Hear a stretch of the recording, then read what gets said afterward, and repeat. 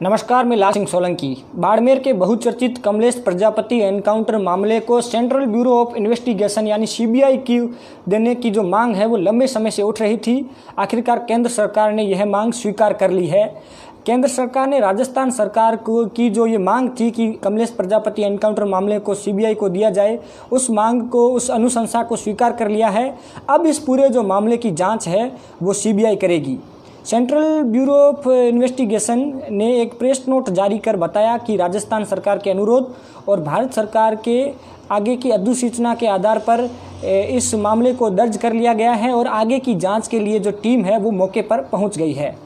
दरअसल जो ये कमलेश प्रजापति एनकाउंटर जो मामला था वो पहले दिन से ही सवालों के घेरे में था और उसके बाद जब पचपदरा विधायक मदन प्रजापति और प्रजापति समाज के लोगों ने सीबीआई जांच की मांग की थी और उसके बाद अभी सीबीआई जांच की मांग स्वीकार कर ली गई है।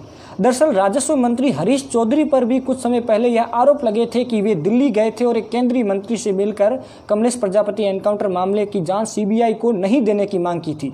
हालांकि राजस्व मंत्री हरीश चौधरी ने इन आरोपों का खंडन किया है। वैसे जो ये मामला था कमलेश प्रजापति एनकाउंटर का, इस मामले को सबसे पहले निहारिका टाइम्स ने सभी पहलुओं का विवेचन किया था। उन्होंने निहारिका टाइम्स ने सीसीटीवी फुटेज के आधार पर पुलिस की थ्योरी को पर सवाल खड़े किए थे और साथ ही ये बताया था कि किस प्रकार से सीसीटीवी की फुटेज है वह कुछ अलग ही कहानी बयां कर रही है, जबकि पुलिस जो है वो अलग कहानी बयां कर रही है। निहारिका टाइम्स में इस बिंदु पर भी चर्चा की गई थी कि आखिर एनकाउंटर के 4 घंटे के बाद तक किसी भी स्वतंत्र व्यक्ति को कमलेश प्रजापति के घर पर क्यों नहीं जाने दिया गया। साथ ही जो पोस्टमार्टम रिपोर्ट थी उसने पुलिस के सारे जो दावे थे उसकी पोल खोल के रख दी थी। पोस्टमार्टम रिपोर्ट के मुताबिक कमलेश प्रजापति को 4 गोलियां लगी थी और वो भी लेफ्ट साइड में, और कोई भी गोली उसके पैर में नहीं लगी थी, सभी कमर और कमर से ऊपर के हिस्से में लगी थी। इसके बावजूद पुलिस की एफआईआर में यह दर्ज था कि कमलेश जो प्रजापति की गाड़ी की जो विंड शीट थी वो टूटी हुई थी।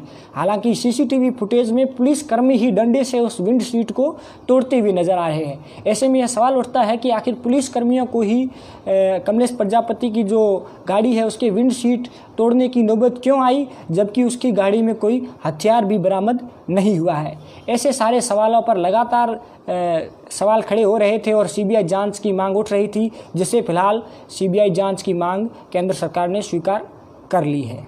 धन्यवाद।